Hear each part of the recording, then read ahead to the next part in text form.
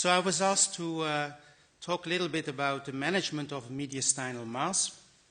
I have no conflicts of interest to report. So we all know that the mediastinum, of course, is the space in between both pleural cavities, from the sternum anterior to the vertebral body and from the thoracic inlet to the diaphragm. But we never know what we will see when we open the mediastinum, because it is said that it's some like the Pandora box. And sometimes we do not know in advance what will be the histology of the tumor that we are removing. Now, if you look into textbooks and the literature, we can have different compartments of the mediastinum, either 3 compartments or 4 compartments, but the oldest textbook of thoracic surgery is talking about 3 compartments, and I think this is the best classification in my opinion. So we talk about the anterior, the visceral, and the paravertebral mediastinum.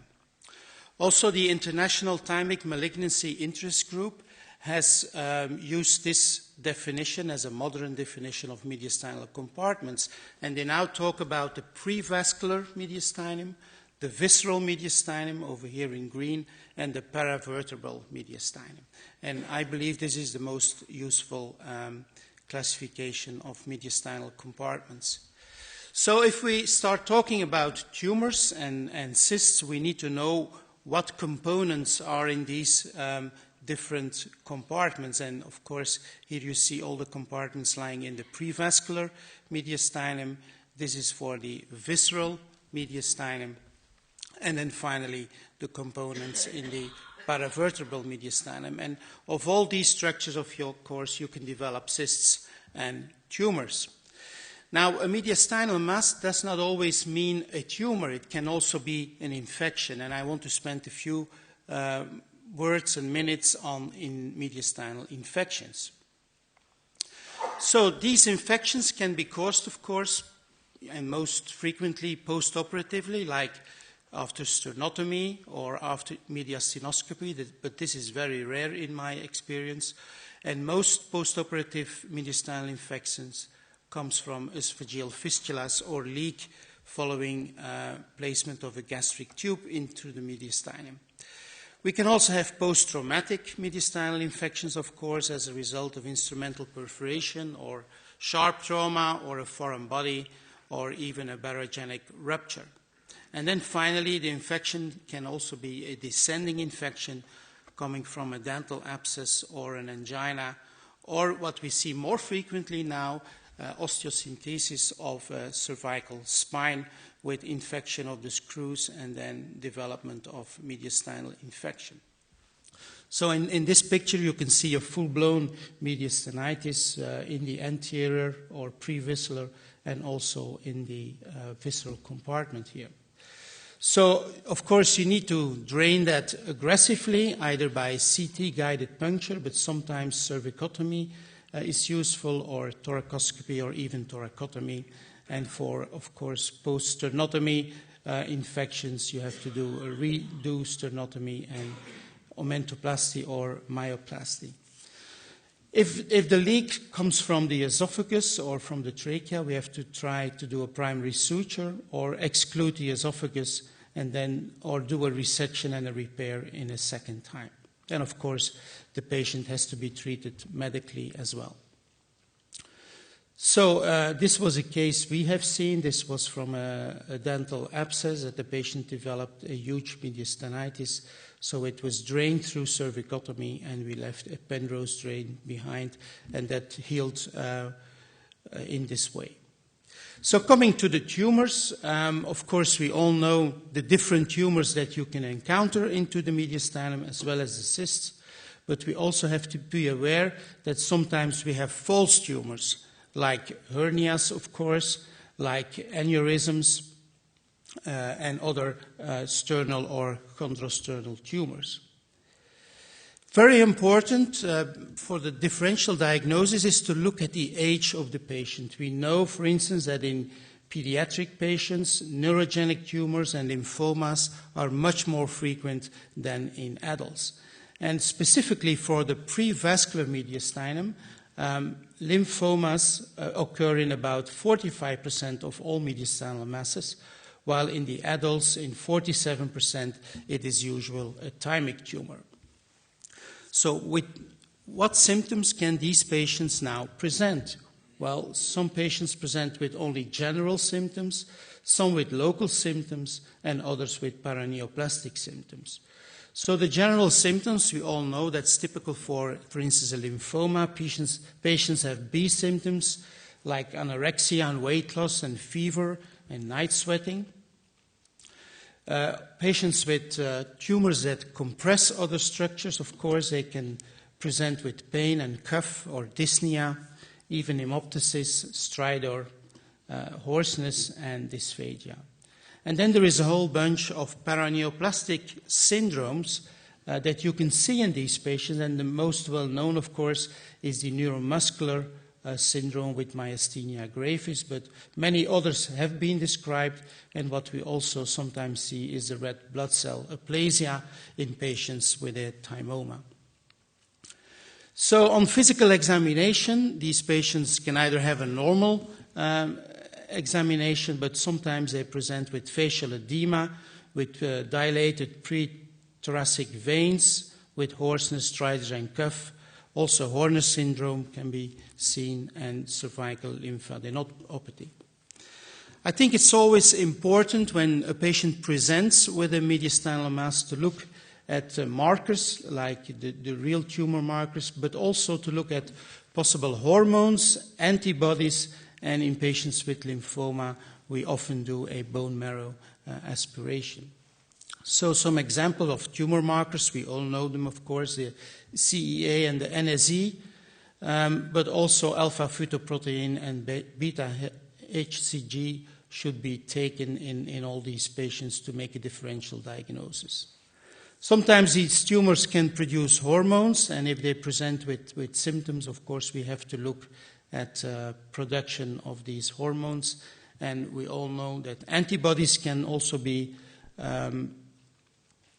evaluated most frequently in myasthenia gravis patients with anti-acetylcholine receptor antibodies. A whole bunch of medical imaging can be done in these patients, even up to barium swallow. And if we think that the patient may have a germ cell tumor, in male patients, it's also useful to do an echography of the testes. Nuclear medicine can help us, for instance, in thyroid tumors, a thyroid scan or a parathyroid scan in patients with parathyroid adenoma.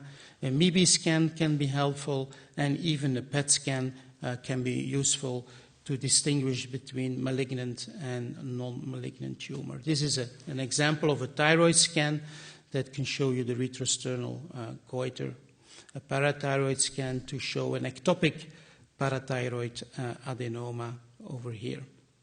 And that's very useful in patients who present with hypercalcemia to find the focus of this ectopic secretion of parathyroid hormone. So a PET scan, we do it routinely in our patients. It's useful to evaluate the malignant nature of the tumor, but for instance in thymoma, many patients have a low SUF value on the PET scan. And in thymic carcinoma, the SUF is much higher. Endoscopy can be helpful to look for extrinsic compression or endoluminal invasion, and also EUS and EBUS can be helpful in biopsy the tumor. Biopsies can be done in non-invasive ways and invasive ways, either through the endoscope or CT-guided fine needle biopsy, but we usually, as surgeons, are asked to take a real biopsy, and then cervical mediastinoscopy or anterior mediastinotomy and even thoracoscopy is the best approach, in my opinion, to have a good biopsy of a mediastinal mass. The question is always, or the discussion is always, what about fine needle aspiration biopsy versus a surgical biopsy? This is good enough, I think, to make the distinction between benign and malignant, but it's often very difficult for our cytologists to to make a clear diagnosis what type of tumor it is. It's much easier with a real surgical biopsy.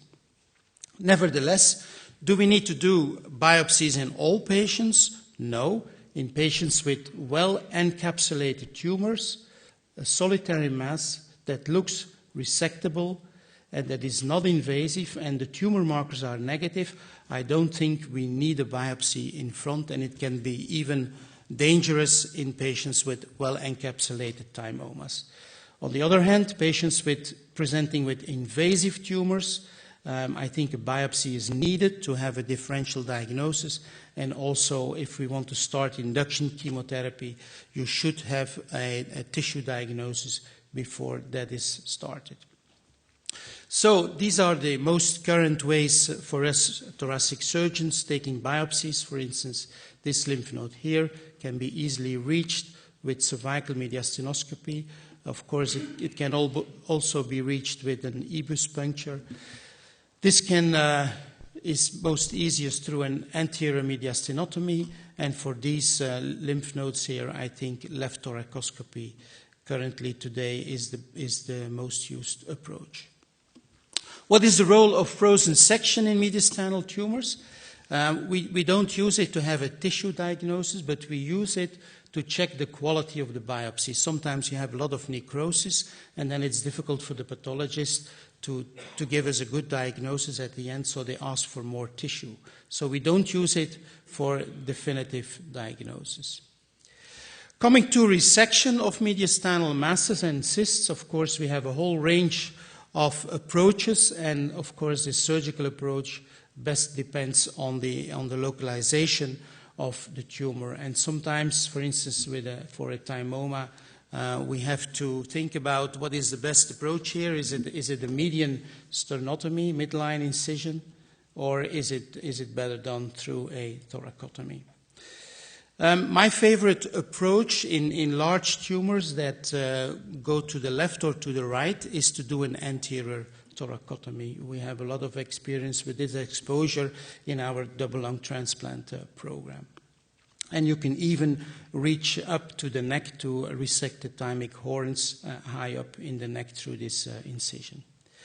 So let's go quickly through the different tumors that we most frequently see. Of course, thymic tumors, germ cell tumors, thyroid and parathyroid, neurogenic tumors, and finally cystic lesions. And I want to illustrate this variety with some pictures taken from the specimens. So thymic tumors, of course, it's important to understand the anatomy of the thymus and also to understand the morphology of the thymus, and also to know the histology, that in the thymus we have different cell lines, and these different cell lines can result in different tumors. So not only thymomas, but also lymphomas, neuroendocrine tumors, germ cell tumors, and even thymolipomas. So thymomas comprise about 20% of all mediastinal tumors and even nearly 50% of all tumors in the anterior mediastinum. And if we look only at the anterosuperior mediastinum, 90% of the tumors over there are thymomas. We know that there are different types of thymomas from A to B3. Recently, the WHO C thymoma has been replaced by thymic carcinomas. Thymic neuroendocrine tumors are also known but very rare, and then finally thymolipoma. Most of the thymic tumors indeed are in the prevascular mediastinum, but I've seen tumors also in the visceral compartment, and these are more difficult to resect through an anterior sternotomy. Sometimes it's difficult to make a good differential diagnosis between hyperplasia of the thymus versus a small, well-encapsulated thymomas, and this is sometimes difficult, and also the PET scan does not help very much. We have different staging systems according to what we want to look at. Resectability, we use Masaoka-Koga. For histology, it's a WHO classification. And if we want to classify nodes and metastases, we use the TNM classification. I think you are all familiar with the Masaoka-Koga staging. No need to go into the details here. You can find it in all the textbooks, of course. This was the recent, up to recent, the WHO classification, still calling thymic carcinoma type C, but more recently, under the ITMIC, a new classification has been proposed, but it's still not accepted, I think, by the WHO. And also for TNM classification, ITMIC has now come up with a new proposal for a TNM classification, recently published in the Journal of Thoracic Oncology. But this also has not yet been accepted by the UICC. And this is the new proposal for the T descriptor and T categories. So what is the treatment algorithm now for thymic tumors? I think there is no doubt that for stage 1 tumors on imaging, upfront surgery is the best. Also for stage 2A and B, upfront surgery. There is a discussion whether adjuvant radiotherapy is needed. In my opinion, if you have done a complete resection as a surgeon, the relapse usually is loco-regional and not local. So I don't think that routine adjuvant radiotherapy is justified. And then in patients with advanced tumors like 3 and 4, we need to look at multimodal therapy, starting usually with induction chemotherapy, followed by surgery, and also followed by radiotherapy in case of an incomplete resection. So what is important in removing thymomas is to do a complete resection, and this means an en bloc total thymectomy plus mediastinal fat. And also, if needed, and when there is invasion, we need to resect vital structures, pericardium and pleura, phrenic nerve and innominate vein, and also part of the lung. Usually it's a wedge. Sometimes you have to do a lobectomy, and in very occasional cases, even a pneumonectomy. Sometimes you can see spectacular response following induction chemotherapy, either with the ad hoc scheme or the CAP scheme, like in this patient where nearly the whole tumor disappeared after some cycles of chemotherapy. A typical stage 1 tumor, well encapsulated, can nowadays, of course, be resected with thoracoscopy or even robotic surgery. It becomes more difficult, I think, for stage 2 tumors when there is invasion of the mediastinal pleura, and stage 3 tumors when you have invasion, like here, of the innominate vein, and when it's possible that you have to do an interposition of a Goratex graft. Very occasionally, and this is one of our patients, the tumor, the thymoma, is invading into the right atrium, and then the only way to resect is to go on full cardiopulmonary bypass to open the right atrium and then to reconstruct the vena cava and resect the whole tumor. Usually we see patients with pulmonary invasion, and that's very easy to just wedge out a piece of the lung to do a complete resection. And then the most difficult patients, in my opinion, are the stage 4A patients who present with pleural droplet metastasis. What to do with this?